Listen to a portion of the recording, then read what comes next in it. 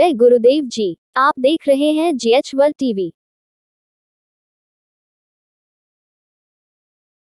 बदलाव सोसाइटी हरियाणा द्वारा कैथल में शुगर मिल करनाल रोड के सामने 9 अप्रैल को राष्ट्रपिता महात्मा ज्योतिबा फुले और भारत रत्न बाबा साहब डॉक्टर भीमराव अंबेडकर जी के जन्मदिवस के उपलक्ष्य में छात्र सम्मान व उद्घाटन समारोह का आयोजित किया गया, जिसमें डॉक्टर भीमराव अंबेडकर बहुआयामी प्रशिक्षण संस्थान के एक ब्लॉक का उद्घाटन और दूसरे का शिलान्यास किया गया। इस दौरान 2021 व 22 सेशन के अव्वल विद्यार्थी शामिल रहे। कक्षा 10वीं एवं 12वीं में 80%, ग्रेजुएशन 75%, पोस्ट ग्रेजुएशन 70% से अधिक अंकों से पास की। HTET, PhD, नेट गेट पास किया। MBBS, IIT कोर्सों में एडमिशन, जिनकी सरकारी नौकरी में ज्वाइनिंग हुई, उन्हें प्रशस्ति पत्र और शील्ड देकर सम्मानित किया गया। कार्यक्रम में मुख्य रूप से हरियाणा के पूर्व अतिरिक्त मुख्य सचिव एवं सेवानिवृत्त IAS डॉक्टर राजारूप फुलिया ने शिरकत कर संबोधित किया। हरियाणा, उत्तर प्रदेश, राजस्थान, दिल्ली, पंजाब, महाराष्ट्र, हिमाचल व जम्मू कश्मीर आदि प्रदेशों से प्रतिनिधियों ने कार्यक्रम में भाग लिया और अपने विचार रखे। स्कूलों के विद्यार्थियों ने प्रस्तुतियों द्वारा तथागत बुद्ध, बाबा साहब डॉक्टर भीमराव अंबेडकर, महात्मा ज्योतिबा फुले, माता सावित्रीबाई फुले, देशभक्तों की देश और समाज के प्रति समर्पित सेवा भावना, निष्ठा को दर्शाया। मंच का संचालन मनोज पनवार ने बखूबी किया। कार्यक्रम में पूर्व अतिरिक्त मुख्य सचिव एवं सेवानिवृत्त IAS डॉक्टर राजारूप फुलिया, जम्मू से सुनीता बंगोत्रा सहित दर्जनों समाज चिंतकों ने संबोधित किया। जय भीम, जय भीम, जय भीम। मथुरा से चलकर विवेकानंद जी पहुंचे। विवेकानंद जी का एक बार जोर विवेक जी एक बार इधर आके अभिनंदन कीजिए साथियों का। और अनिल भूकल जी कातर से पहुंचे, एक बार जोरदार तालियों से। अशोक जी हुई रात दूरदृष्टि की बात हो जाए, के काम के नाराज हो के हुई रात दूरदृष्टि की बात हो के काम के नाराज हो। छोड़ यार बच्चे हमरे रहे वीर ज्योति फूले, हमरे रहे वीर ज्योति फूले।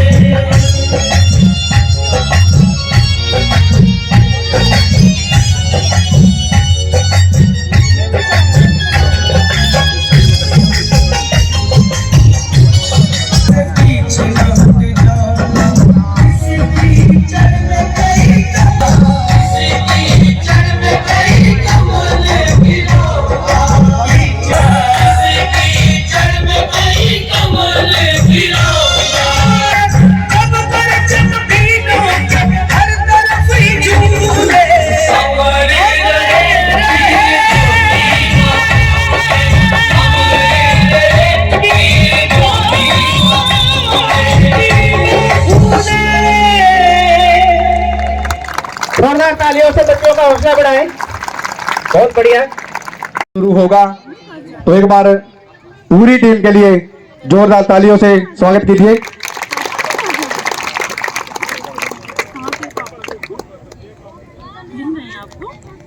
नाम से दरख्वास्त करता हूँ जी से कि बैठे लगाकर साथियों का स्वागत कीजिए। और अशोक भूकल जी।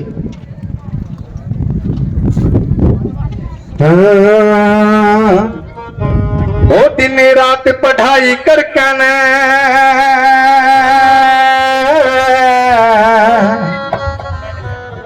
दे भारत न संविधान चला, मेरे बाबा साहब का के कहना दे नारी न सम्मान चला। ज्योतिबा सावित्री बाई हो,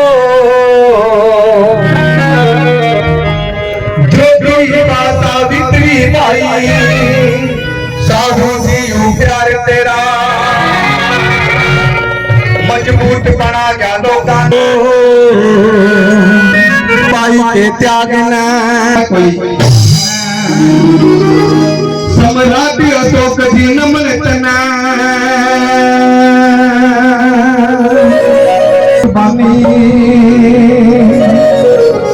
तेरी बदौलत हाथ जोड़कर उत्तम शरण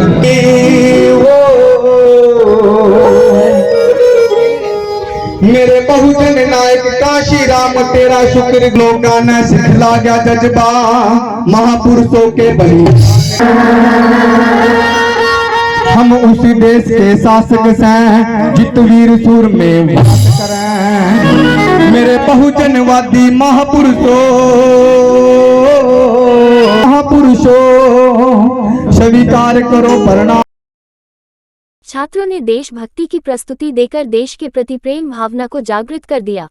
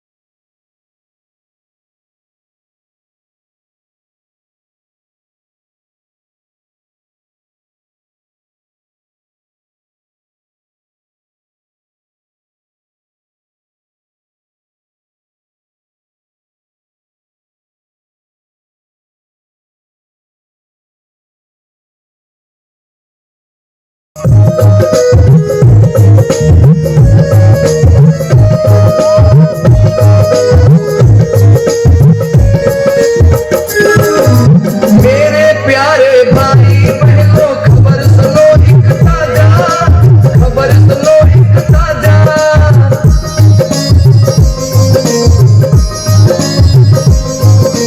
मेरे प्यारे भाई बहनों खबर सुनो एक ताजा, खबर सुनो एक ताजा। चाय बेचने वाले को भी इसने बनाया राजा, चाय बेचने वाले को भी इसने बनाया राजा। यह बात आप लोगों को बताना चाहता हूँ क्या कि आज अगर देश के प्रधानमंत्री नरेंद्र मोदी है तो वो भी किसी और की नहीं बल्कि बाबा साहब अम्बेडकर के बनाए हुए भारतीय संविधान की ताकत है। सुनिए ना मेरी बात कि दिल में बार बार आता यही ख्याल है, कि दिल में बार बार आता यही ख्याल है। लोग नहीं समझते इसी बात का मलाल है। अरे चाय बेचने वाले को भी बना दिया राजा, ये किसी और का नहीं बल्कि संविधान का कमाल है। लेकिन आइए भारत की समस्त नारियों को ये लाइन में भेंट कर रहा हूं। मेरे प्यारे भाई बहनों खबर सुनो एक ताजा, खबर सुनो एक ताजा। नीच कही जाती नारी को इसने बनाया राजा, राजा। चलती है आज उठाकर घूंघट वो शान से, चलती है आज उठाकर घूंघट वो शान से। चलता है देश हमारा इनके संविधान से, चलता है देश हमारा इनके संविधान से।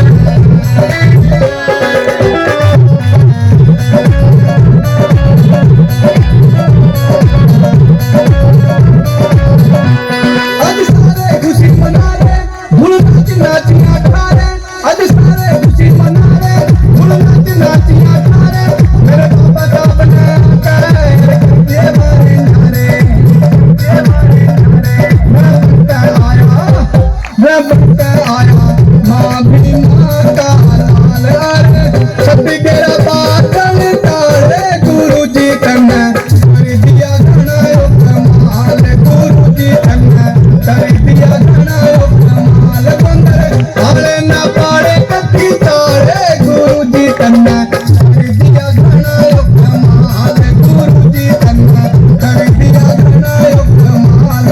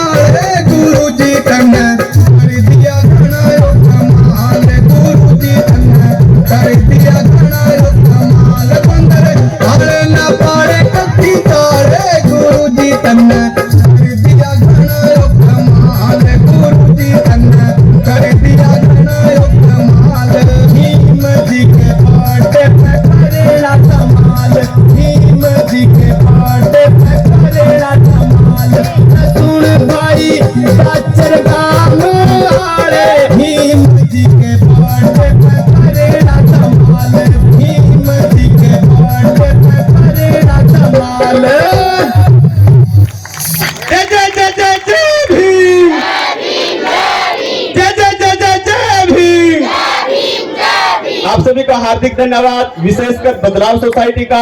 जय भीम, जय भारत, नमो बुद्धाय। Thank you.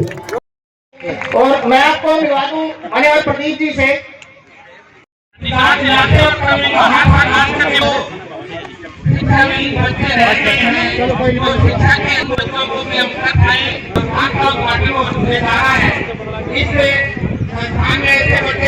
हमारे काम होते हैं उनकी यहाँ बैठने की तैयारी करें।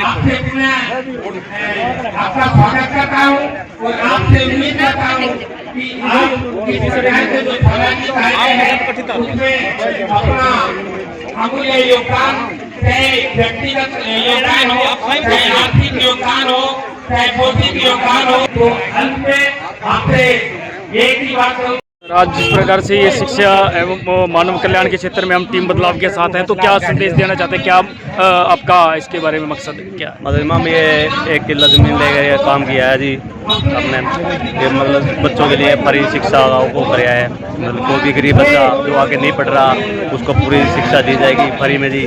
आगे जो पढ़ना चाहो जितना भी पढ़ता है फ्री में, कोई वो नहीं है। तो इसमें आप सिग्नेचर करवा रहे हो, तो उसमें क्या आप मांग रहे हैं?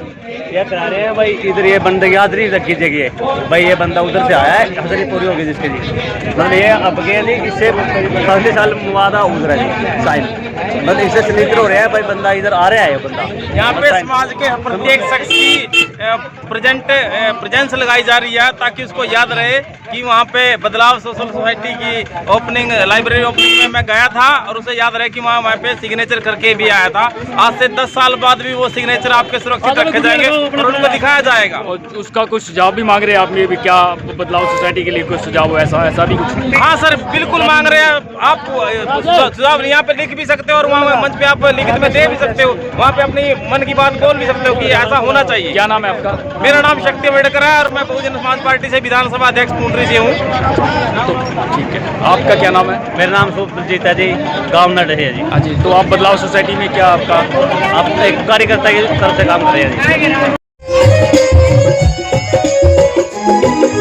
संविधान निर्माता को हम श्रद्धा सुमन चढ़ाए शान से राही की शान बड़ी है इसी संविधान से चलता है देश हमारा इनके संविधान से गीता से चलता है ना चलता कुरान से गीता से चलता है ना चलता कुरान चलता है देश हमारा इनके संविधान से। तो बुद्ध ने उसको बोला कि आपने जो अगर किसी के लिए गिफ्ट लाया कोई वस्तु अगर उस व्यक्ति ने नहीं ली तो वो भेंट किसकी रहती है? तो वो व्यक्ति बोला कि हाँ वो मेरे पास ही रहेगी, फिर वो आपके पास ही रहेगा। अब ये बोलना बहुत आसान लगता है, बता सकेगा तो उसके लिए क्या करना पड़ेगा फिर हम? तो उसके लिए मैंने बहुत सोचा इस स्टोरी के एक लविंग काइंडनेस क्या उसके बारे में कहना चाहिए।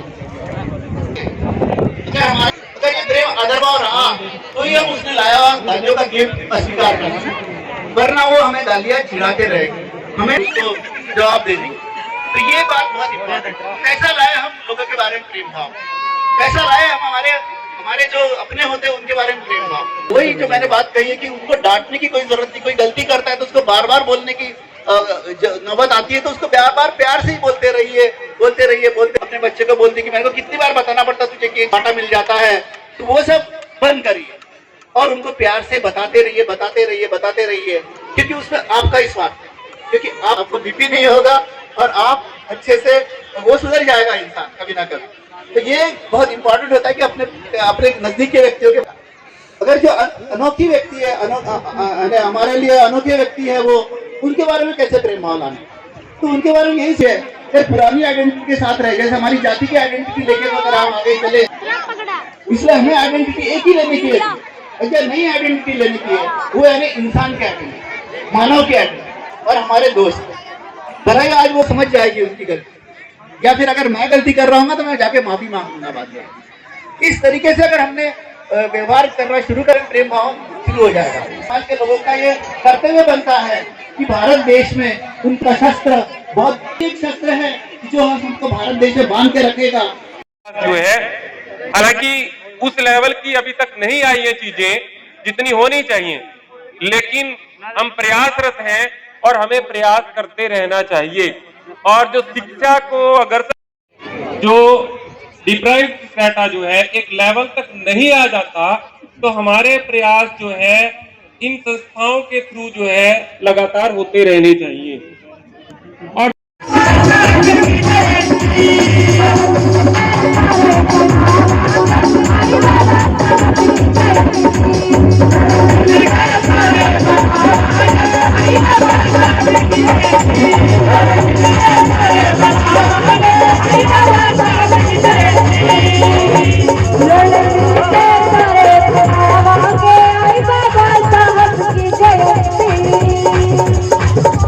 अगर आप यहाँ से रिक्शा लो और यहाँ तक जाओ और ये काम करो तो आपके लिए बहुत अच्छा होगा। तो मुझे लगा कि जब मैं इतना अच्छा पढ़ सकता हूँ तो मैं रिक्शा क्यों चलाऊंगा, मुझे वो बात बहुत पिंच हुई और उस दिन से मैंने डिसाइड किया कि जीवन में कोई भी समस्या आए मैं पकड़ के ढूंढ दूंगा उसको। तो धीरे धीरे करके मैं यूनिवर्सिटी पहुंचा।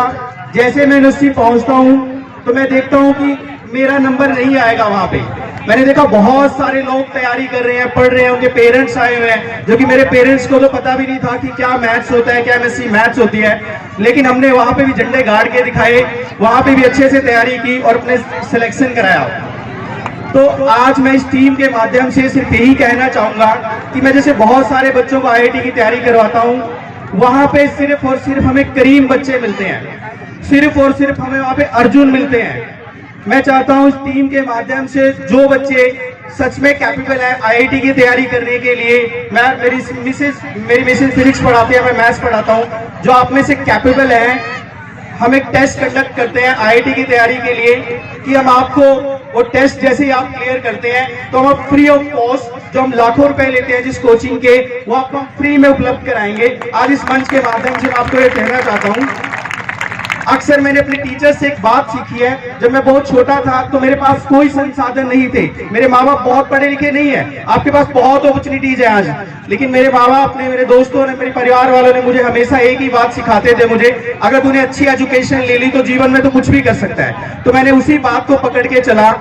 मैंने अपने टीचर्स ने मेरे ऊपर बहुत काम किया, बहुत मुझे अच्छे से मेहनत कराई। मैं अपने टीचर्स की वजह से, अपने माँ बाप की वजह से आज एक आईआईटी का टीचर बन पाया हूँ। और हमें लगता है कि जैसे हम नीचे बैठे होते हैं कि हमारा नंबर तो कभी आएगा नहीं, लेकिन ऐसा कुछ भी नहीं है। अगर आप सच्चे दिल से मेहनत करो, बस शाम को जाते जाते सारे क्वेश्चन पूछें, क्या मैंने अपना काम आज ईमानदारी से किया? अगर आपने आज पूरा दिन अपना काम ईमानदारी से किया तो एक दिन जीवन में आप जरूर सक्सेस प्राप्त करोगे। एक छोटी सी स्टोरी बताना चाहता हूं मैं अपने दोस्त की, जो आपको बहुत मोटिवेशन देगी। हम 3 दोस्त थे एमएससी में, तीनों बहुत वेल क्वालिफाइड, बहुत टैलेंटेड थे। जैसे मेरा पहले से टारगेट था कि मुझे स्कूल टीचिंग में जाना है, मुझे वही काम करना है। मेरा एक दोस्त था, जैसे मैंने तो एमएससी करते बीएड में अप्लाई कर दिया और पढ़ाना स्टार्ट कर दिया, लेकिन उसने क्या किया, उसका एक ही गोल था कि मुझे बस प्रोफेसर ही बनना है, XYZ कुछ नहीं। जैसे उसने पहली बार नेट का एग्जाम दिया तो बहुत सारे बच्चे देख रहे हैं, बातें कर रहे हैं, ये बहुत अच्छी बात है, तो उसका नेट का एग्जाम 4 मार्क्स से रहा। तो बहुत लोगों ने कहा कि कोई नहीं, दोबारा ट्राई करते हैं। टाइम बीतता गया, लास्ट टाइम पे आने के बाद उसका नेट का जो एग्जाम था आफ्टर 4 इयर्स 0.25 मार्क्स से रहा था, तो बहुत डिमोटिवेट हुआ। तो मैं भी उससे मिलने गया, मैंने कहा तो मैं बहुत अच्छा अर्न करता हूँ, कोई इशू नहीं है, आप एक और ट्राई करें। तो उसने बहुत मेहनत की, फिर वो अगले दिन से लाइब्रेरी में चला गया और उसने ऑल इंडिया रैंक 5 निकाल के दिखाया। तो आप भी बहुत ऐसे सारे स्टूडेंट इनमें बैठे होंगे। हमें क्या लगता है कि हमारे पास पैसे नहीं है, संसाधन नहीं है, हम कुछ नहीं कर सकते। बस आप अपने मन को एक बार पक्का कर दो कि मैं अपने जीवन में कुछ भी कर सकता हूं। तो पैसे, ये सब तो बहुत छोटी समस्याएं हैं जीवन की, आप अपने जीवन में कुछ भी कर सकते हो। तो मैं इस टीम के माध्यम से बस आपको इतना कहना चाहूंगा, और यहाँ बहुत सारे पढ़े लिखे, बहुत सारे टीचर्स जुड़े हुए हैं, कि आपको लगता है कि आपके स्कूल में, आपके आसपास कोई ऐसा टैलेंटेड स्टूडेंट है जो आईआईटी में सिलेक्ट हो सकता है, जो सच में कैपेबल है, उसको मेरे से जुड़े हो। हम उसको फ्री में कोचिंग अवेलेबल करेंगे, बुक्स वगैरह जो भी स्टडी मटेरियल होता है। कि देखो सारे बच्चे आईआईटी में नहीं जा सकते भाई, 21 लाख या 20 लाख के करीब बच्चे टेस्ट देते हैं और उसमें 14,185 आईआईटी में सीट्स हैं। और एक तो नस काट कंपटीशन होता है, एक गला काट कंपटीशन होता है, और नस काट कंपटीशन रहता है भाई। नजर हटी दुर्घटना घटी वाली बात रहती है। वो लोग जो अपना सब कुछ त्याग कर सकते हैं, कुछ भी उनको XYZ कुछ ना दिखाई दे, वही लोग सिलेक्ट होते हैं। अगर एक बार आप सिलेक्ट हो गए तो आने वाली आपकी सारी पीढ़ियों की समस्याएं खत्म हो जाती है।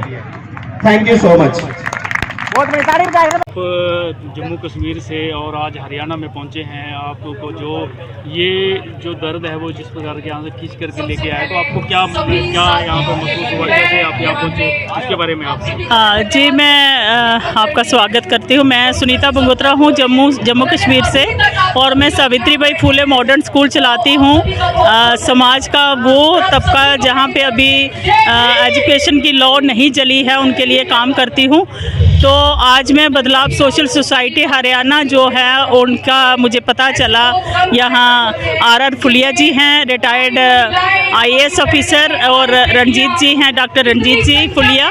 इन्होंने सोशल मीडिया पे मेरा एक बाइट देखा था, एक वीडियो देखी थी, तो इन्होंने मुझे कांटेक्ट किया।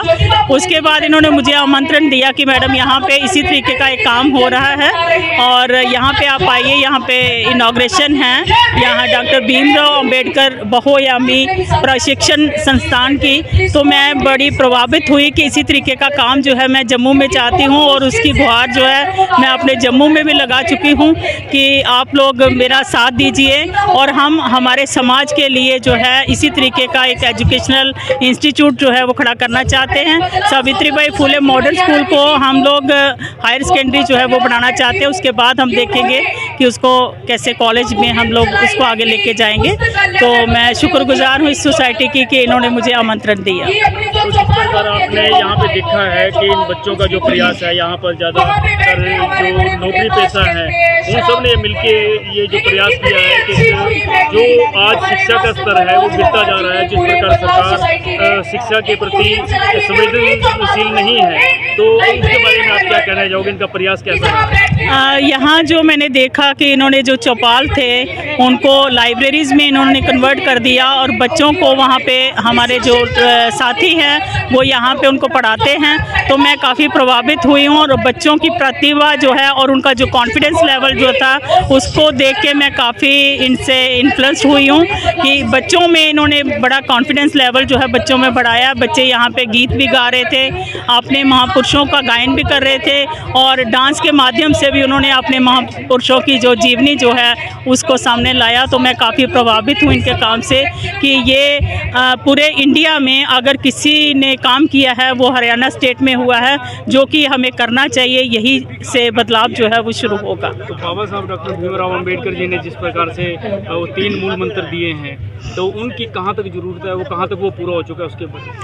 जी, मैं ये कहूँगी कि संगठित तो नहीं है, समाज अभी टुकड़ों में बंटा हुआ है, अलग अलग ऑर्गेनाइजेशंस बना के हम लोग काम करते हैं, लेकिन इसमें कुछ परसेंटेज जो है वो स्वार्थी लोगों की भी है जो अपने उसके मकसद के लिए आते हैं और जब वो अच्छे लीडर समाज उनको बनाता है तो वो किसी और अदारे में चले जाते हैं। तो मैं ये कहूँगी कि संगठित तो हम नहीं हुए, संघर्ष हम जरूर कर रहे हैं, लेकिन संघर्ष जो है वो युवा पीढ़ी से चाहेंगे और एजुकेट जो है करना, लोगों को जागृत करना और एजुकेशन देना, उस पे अभी हम पिछड़े हुए हैं। तो इसके लिए बहुत ज़रूरत जो है वो स्टेट लेवल के ऊपर स्कूल खोलने की है और इस पे डिस्ट्रिक्ट लेवल के ऊपर भी बहुत सारे स्कूल होने चाहिए, उस पे एजुकेशन पे हमें ध्यान देने की बहुत ज़रूरत है। तो आप महिला हैं, आप जिस प्रकार से आपने बताया कि आप माता सावित्रीबाई फुले स्कूल आप चला रही है जम्मू में, तो महिलाओं को आप क्या संदेश देना चाहोगे? महिलाओं की बच्चों के प्रति क्या जिम्मेवारी है, क्या वो महिलाओं के प्रति किस प्रकार से वो डिपेंड है बच्चे को तैयार करना, उसके बारे में? जी, मैं अभी आज स्टेज के माध्यम से भी मैंने बहनों को बोला है कि अगर आप 10th आपका क्लियर नहीं है, अगर आपने 12th किया हुआ है तो अपने आप को कम मत आंकें, आप अपने बच्चों को जो प्राइमरी एजुकेशन होती है उसके लिए आप घर में उन बच्चों के लिए टाइम निकालें, समय निकालें और उन बच्चों को अच्छे तरीके से आप घर में भी पढ़ा सकती हैं। स्कूल जो हैं जैसे खास करके जो गवर्नमेंट स्कूल हैं वहाँ के जो अदारे हैं वो हमारे लिए अच्छा काम नहीं कर रहे। मुझे चाहे इसके लिए कोई कुछ गलत कहे, लेकिन मैं जम्मू में भी बोलती हूँ, यहाँ भी बोलूँगी कि वहाँ पे 0% रिज़ल्ट जो है हमारे बच्चों का देखने को मिल रहा है, क्योंकि ऐसा मानना है और ऐसा सुना भी जाता है कि वो लोग कहते हैं अगर ये लोग पढ़ लिख जाएंगे तो ये रिजर्वेशन मांगेंगे, इसलिए यहाँ इनकी जड़ें जो है ख़त्म करनी है। इसलिए मैं गुहार लगाऊंगी पूरे भारतवर्ष में जितने भी मेरे साथी मुझे सुन रहे हैं कि अपने स्कूल जो हैं वो बनाने होंगे, ताकि हमारा जो पिछड़ा हुआ वर्ग है जब तक वो शिक्षित नहीं हो जाता तो हमारे लिए बाकी के जो संघर्ष है वो बेमायने होंगे। पढ़ाई बहुत ज़रूरी है। डॉक्टर साहब, आपको बहुत बहुत बधाई है कि आप जिस प्रकार के बच्चों को शिक्षित कर रहे हैं और जा करके उनका जो सुधार है इंग्लिश में के लिए और उसमें जाके आप निःशुल्क जाके उनको अपना इंटरेस्ट लेकर के आप उनको जाकर स्कूलों में जाके गाँव में जाकर के बच्चों को आप तैयार कर रहे हो, तो आपको कैसा लग रहा है, कैसा महसूस होता है आपको कि आप वो काम कर रहे हो? आपको बहुत बधाई भी हम देते हैं। तो आप क्या सभी को नमस्कार। ये मेरा सौभाग्य है कि मैं हरियाणा की पावन धरती में पैदा हुआ और मैं हरियाणा में विशेषकर और आसपास के 7 राज्यों में मैं काम करता हूँ और गांव के बच्चों को मैं खासकर अंग्रेजी व्याकरण, अंग्रेजी बोलचाल, सामान्य ज्ञान, भारतीय संस्कृति, भारतीय प्रशासनिक व्यवस्था आदि में बच्चों को मार्गदर्शन देता हूँ।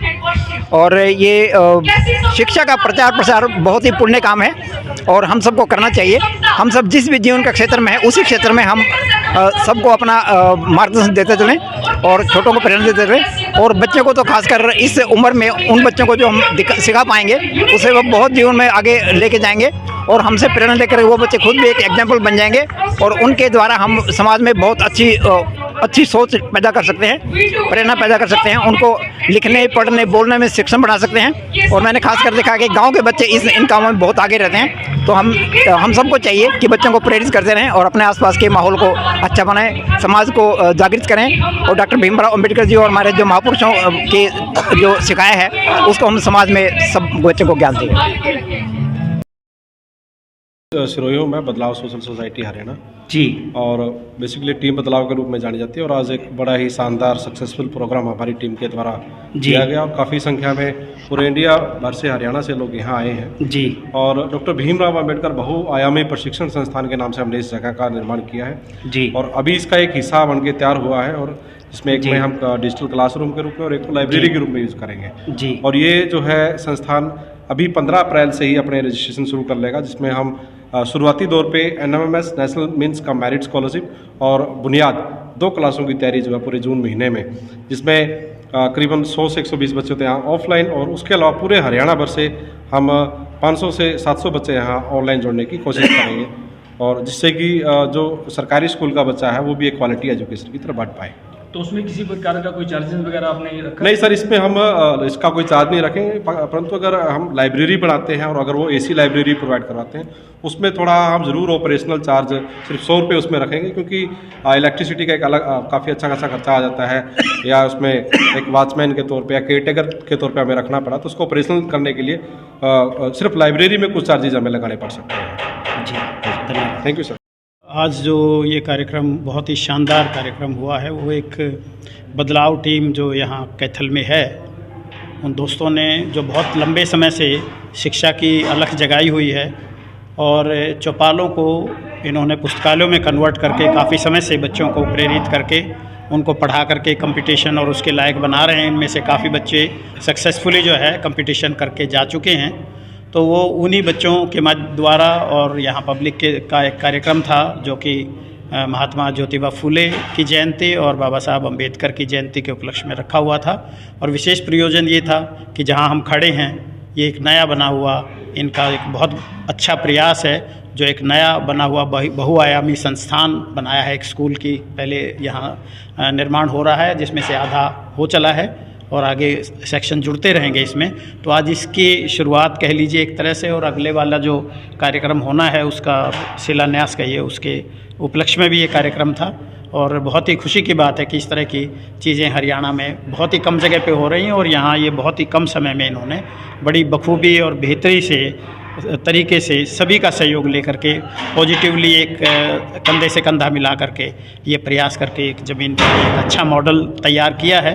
और ये संस्थान शिक्षा के साथ साथ दूसरी भी जो ज़रूरतें हैं, कंपटीशन की ज़रूरतें हैं, बच्चों में प्रोफेशनल कोई ट्रेनिंग देने की ज़रूरतें हैं, काउंसलिंग की ज़रूरतें हैं, तो उस तरह की उनकी प्रतिभाओं को निखारने की जो ज़रूरतें हैं उसको कैटर करेगा और इसमें अधिक लोगों का सहयोग लिया जाएगा। आज यहाँ पर बहुत जगह जगह से जो है पूरे हरियाणा से और हरियाणा के बाहर से जम्मू कश्मीर से भी स्कूल चलाने वाले जो मिशनरी स्कूल चलाते हैं, इस तरह की हस्तियाँ पहुँची हुई थी, यूपी से पहुँचे हुए थे, नागपुर से आए हुए थे, जो यहाँ इनको सहयोग भी कर रहे हैं। तो ये बड़ी खुशी की बात है कि इन्होंने एक बहुत ही सकारात्मक सोच के माध्यम से इसको सारे एक तरह से इनको बाहर से भी जर्मनी और इटली से भी लोगों ने मदद भेजी है, फाइनेंशियल सहयोग भेजे हैं।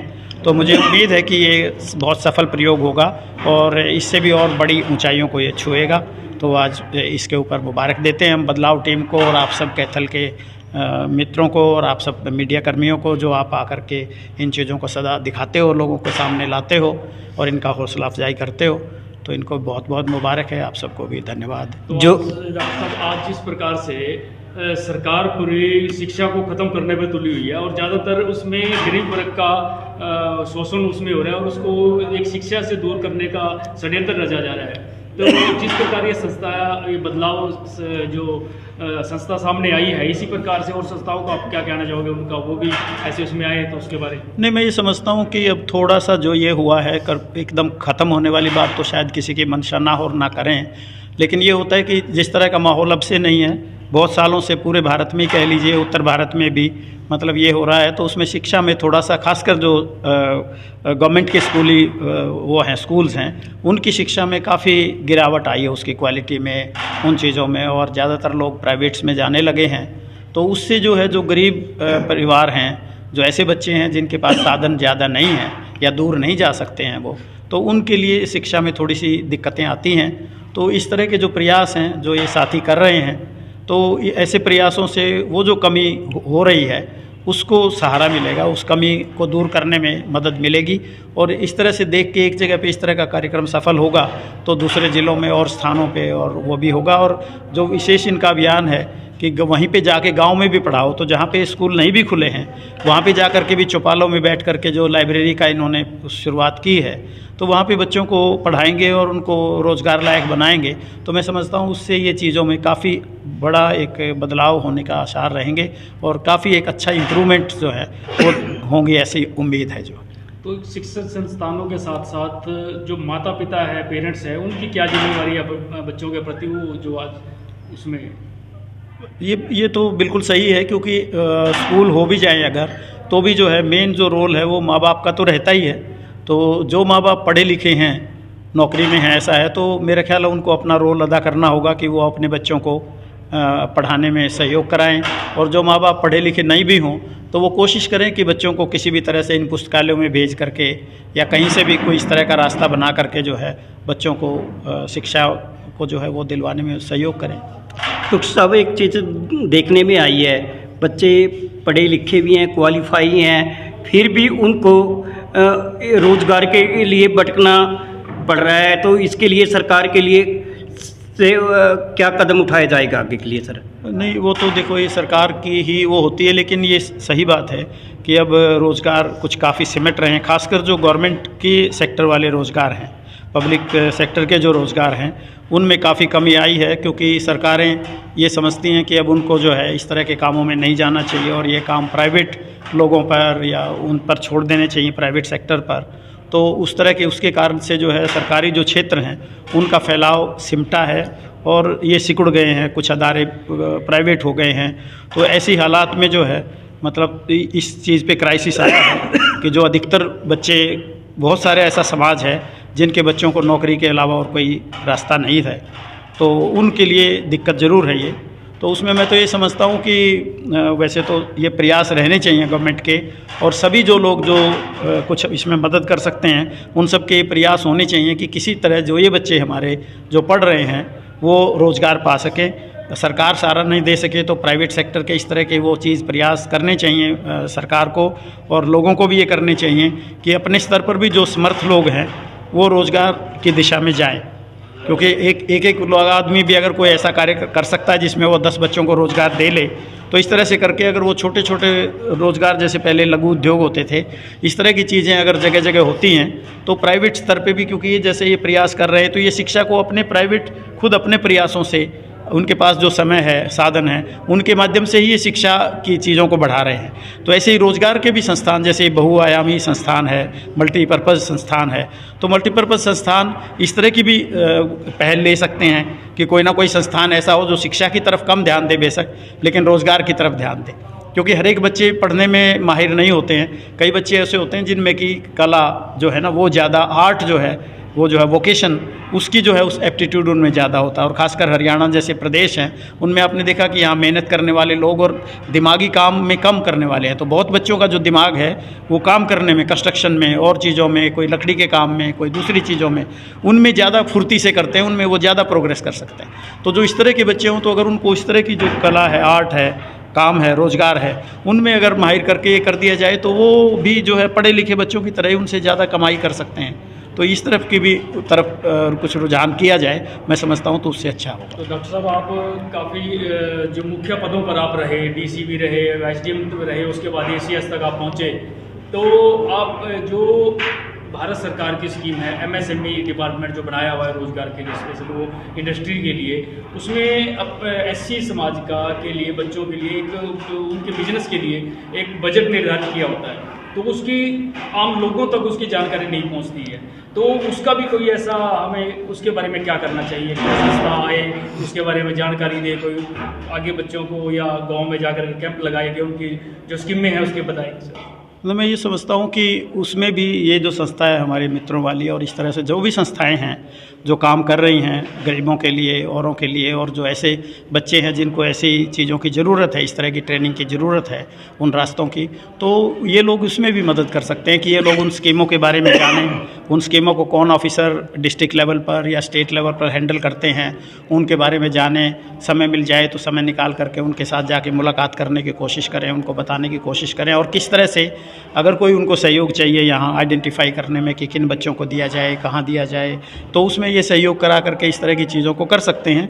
लेकिन मैं मानता हूँ कि जो सरकार की स्कीमें होती हैं, क्योंकि मैं तो सारा समय सरकार में ही काम किया है, उसमें इतनी तत्परताएँ हर बार नहीं होती हैं और उनके पास इतना वो भी नहीं होता कि वो एक एक गली गली में पहुँचें। कई बार स्टाफ की चीज़ें और चीज़ें तो इस चीज़ों में तो उसमें ये है कि मैं समझता हूँ कि कुछ ना कुछ संस्थाएँ, कुछ ना कुछ लोग जो इस चीज़ में हों वो इन स्कीमों को पढ़ करके ये करें। और कोई हो सकता है कोई इसकी ट्रेनिंग्स ऐसे भी हैं कि वो प्राइवेट के माध्यम से भी दिलाने का उनके पास फ़ंड हो सकते हैं। जैसे इन्होंने बताया था कि इनको फ़ंड दिए गए थे कि लाइब्रेरी के लिए फ़ंड हैं सरकार के, तो वो फ़ंड ये अगर ये ले आए हों तो वो उस फंड से ये अपनी लाइब्रेरी का काम कर सकते हैं और ये खुद वो करके लाइब्रेरी में बुक्स दे सकते हैं, बच्चों को ये कर सकते हैं। इसी तरह अगर वो ट्रेनिंग दिलाने के या ट्रेनिंग कोर्स अटेंड करने के कोई उनका मॉड्यूल हो मान लो, तो वो ये यहाँ पे ट्रेनिंग मॉड्यूल जब इनका स्कूल ना लग रहे हों, छुट्टियाँ हों, तो जैसे समर कैंप बच्चों के लिए करते हैं और चीज़ करते हैं, तो इस तरह से करके ऐसे संस्थानों में ये अपने बच्चों को बुला के जो बच्चे इनके जुड़े हुए हैं या जो पढ़े लिखे नहीं भी हैं, ड्रॉप आउट हो गए हैं और हैं, तो उन बच्चों को ला करके उनको प्रशिक्षण दिला सकते हैं और उनको उससे मदद करवा सकते हैं, आगे लोन है या कोई और चीज़ है इस तरह की। और मैं तो ये समझता हूँ कि बल्कि बहुत सारी चीज़ों को इन लोगों को खुद जो है बनाकर, क्योंकि काफ़ी चीज़ों की तो ज़रूरत हमको खुद होती है। कोई भी चीज़ है, हम जूते पहनते हैं, हम कपड़े पहनते हैं, हम टोपी पहनते हैं, हम हर तरह की कमीज़ पहनते हैं, तो ये सारी चीज़ें ऐसी हैं, सिलाई की चीज़ें हैं, सिलाई की ट्रेनिंग करा करके लोगों से अगर इस तरह की करवा लिया जाए और फिर कोई शॉप या इस तरह का कोई सिस्टम बना दिया जाए या नेट्स के थ्रू सिस्टम बना दिया जाए, उनकी डायरेक्ट जो है सेल हो जाए, तो उनको अपना पूरा प्रॉफिट जो उसमें से आता है वो पूरा प्रॉफिट उनको मिल सकता है। जो अब जो है लोग बनाते हैं तो किसी ना किसी को मिडिल मैन को देना पड़ता है, तो वो अपने लिए ज़्यादा फ़ायदा रखता है और इनको पास ऑन नहीं करता है। और जब तक सारा प्रॉफिट या आधा प्रॉफिट उसको ना मिले तब तक उसके घर परिवार को उठने लायक हालात नहीं होते हैं। तो इस तरह की अगर कोई मॉडल बनाए तो बहुत लोग हैं जो हम लोगों को ही चाहिए, और ऐसी चीज़ों को प्रमोट करने वाले लोग भी मिल जाएंगे, जो है ऐसे ग्राहक मिल जाएंगे अगर उनको ये पता हो कि एक अच्छी जगह से बनता है, गरीब बच्चों से बनाया जाता है, जो साधनहीन है उनके द्वारा बनाई हुई चीज़ है, इतनी ही अच्छी है जितनी की मार्केट की अच्छी होती है, तो वो उससे 10 रुपये ज़्यादा भी लेके ख़रीदना हो तो ख़रीद लेंगे कई लोग, क्योंकि उसमें एक भलाई समाई हुई है इस तरह की। डॉक्टर साहब, एक विधानसभा लोकसभा चुनाव 2024 में आने लग रहा है, तो समाज के लिए क्या मांग रहेगी सरकार से और क्या क्या आगे प्रयास किए जाएंगे? नहीं, ये तो ये होता है कि चुनाव, या मैं तो समझता हूँ बिना चुनाव भी, पर चुनाव के समय में क्योंकि ऐसा होता है कि आप कोई चीज़ें उठा सकते हो और जो भी सिस्टम है एडमिनिस्ट्रेशन और पॉलिटिकल सिस्टम जो है वो उन चीज़ों को उस समय सुनने के लिए थोड़ा ज़्यादा तैयार होता है या ज़्यादा कोऑपरेटिव होता है, ज़्यादा सिंपैथेटिक होता है। तो ऐसे समय पे जो ठीक मांग हो, ठीक चीज़ें हों, उनको पेश किया जा सकता है, उनके लिए डिमांड की जा सकती है इस तरह से। तो उससे जो है कोई ना कोई चीज़ें अगर धरातल पे आ जाएँ, उनकी मांग मान ली जाए या उससे हो, तो उससे फ़ायदा हो सकता है।